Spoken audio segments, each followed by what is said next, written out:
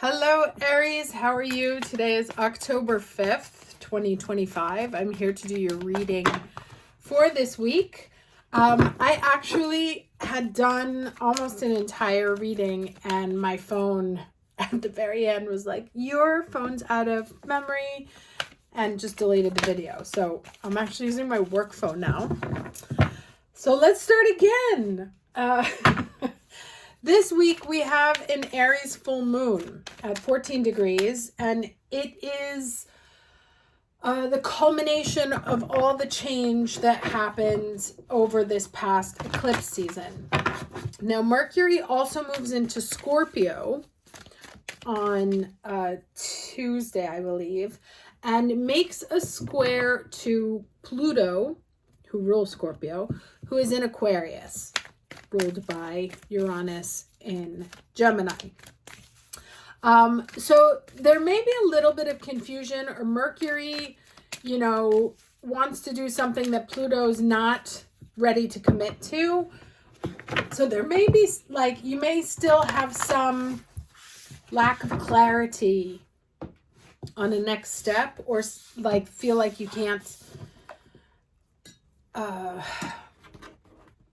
that something that you want is in conflict with something that you should be doing. When Pluto goes direct, which will happen on the 14th, that situation will become much clearer. But that could be an energy that you're dealing with this week. Now, that said, let's just go ahead and jump into the weekly energy.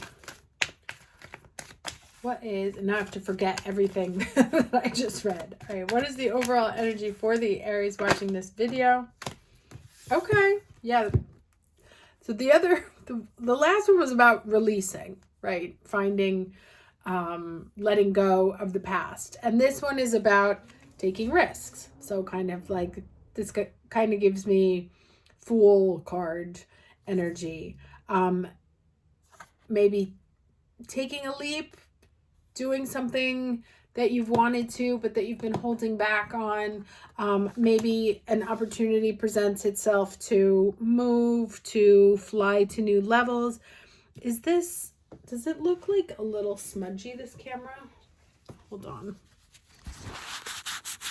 The drama live. No, it's exactly the same. It's just shitty. My work phone is worse than my regular one. Okay. Yeah, so something that allows you to spread your wings and move into new horizons. So whether it's a new job, new living situation, moving to the southwest of somewhere, to Australia, or just getting a chance to spread your wings creatively into something that you hadn't thought of before. Something that looks vastly different. Or just also like seeing things from a different kind of point of view. Like a bird's eye view here. Let's get some more energy. All right. Okay, interesting. So the challenge energy is the Knight of Cups. So the ability to, is this the Knight of Cups or the Queen of Cups? I think this is Queen of Cups. The ability to receive. So not being in tune with your internal voices. I want to see what else comes up here before I say anything quote unquote official.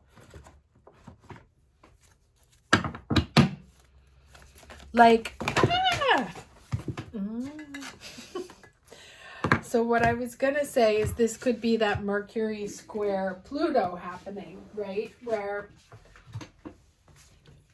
there's something that you want to speak into existence, but you're not sure if it's time or if it's ready or if it's the right thing. There seems to be a little bit of challenge here, discord between head and heart. So let me see what else is coming up. So overall lesson. All right. Push through any insecurity. first quarter moon in Cancer. And this is what it's saying, is that this is the water energy, right? So the water may be bringing in fear. And so instead, yeah, there it is at the bottom. There's a change or a step you're really worried about taking. God, these are the two challenge, the bottom of the deck that was on the challenge. This one came up maybe last week, 2 weeks ago. Stress and sorrow. So something is really distressing you, a next step. And the cards are saying that you're going to have to kind of feel the fear and do it anyway.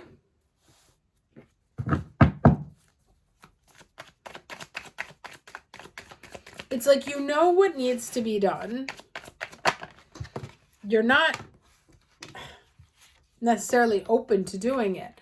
Strength card, right? This is about putting head over heart, literally.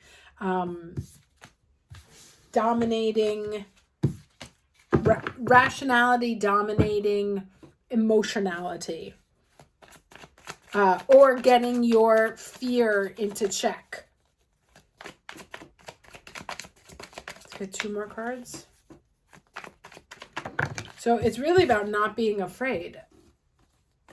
Okay, Ace of Cups, new offer, something new, right? Under that taking risks. And you're like, no, it's going to be awful. It's going to be, whatever it is going to leave me heartbroken, destitute, broke.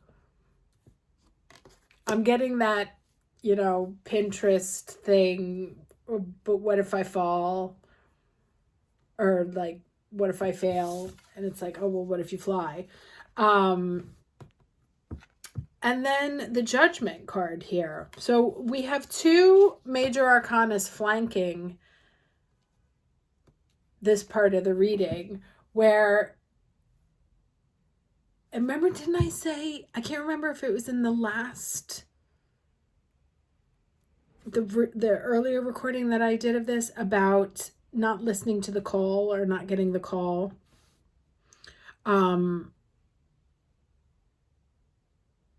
That if you can get your emotions in check and get your fear into check, right? And your worst case scenario thinking, kind of put it on a leash.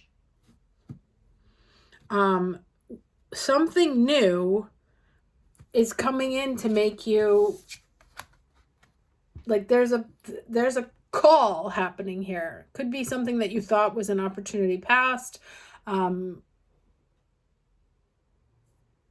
be a second chance at something, and you're afraid that it's gonna, play out badly. But it doesn't seem like it. I want to get like 2 more cards. Let me get 2 more cards.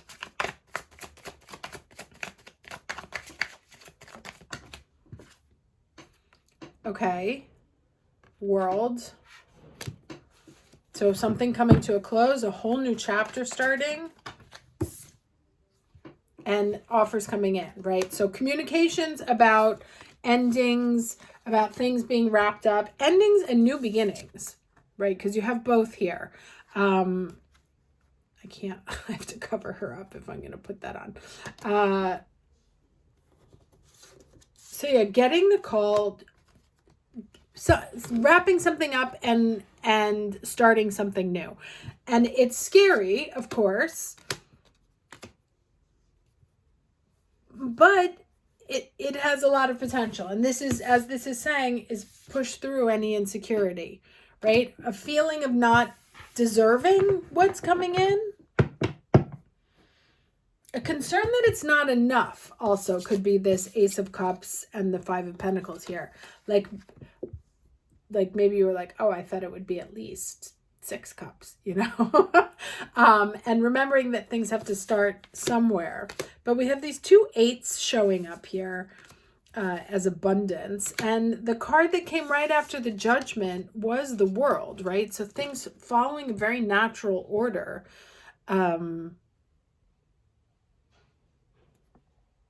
getting a call that allows you to wrap up a very important cycle and start anew.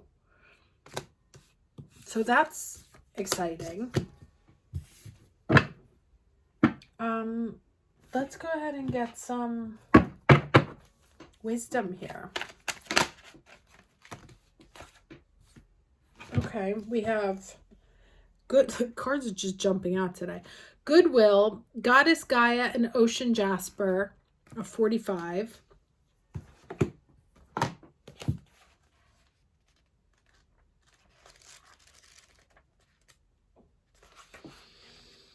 Okay, so this says, we bring you the empowerment of goodwill. There is a type of spiritual power you can co-create which benefits and protects you whilst mutually empowering others to take their journey and experience divine success. This spiritual power, known as goodwill, is generated by how you feel inside and the attitude you cultivate towards others. When you know you have value, it's easy to recognize the value in another, right? And remember I said before, like maybe you think it's not enough or that you're not deserving of it. When you feel encouraged by the universe, it is easy to encourage others. As you put out support, encouragement, and goodwill for the success of all beings, this energy is amplified and returned to you. So it says, when you feel peace within, it's easier to recognize that you have a place in the world and a destiny no person can take from you. When you recognize that, it's easier to know that others also have their own place destined for them alone. This removes fear and competition and allows you to become an encourager. An encourager is a person who generates goodwill. They are not afraid of missing out. They believe in their own destiny and operate within a field of abundance. They trust that their rightful divine inheritance will be bestowed upon them according to a loving and generous divine intelligence. They trust that all people can receive without causing harm or diminishment to another. They believe in win-win situations and know the only way humanity can evolve is together. So they want others to succeed. They're happy to be at the cosmic traffic lights, so to speak, and allow the others who have a green light to go first. They know their time for a green light will come in due course, and so it shall be for all taking a journey on the divine highway of life.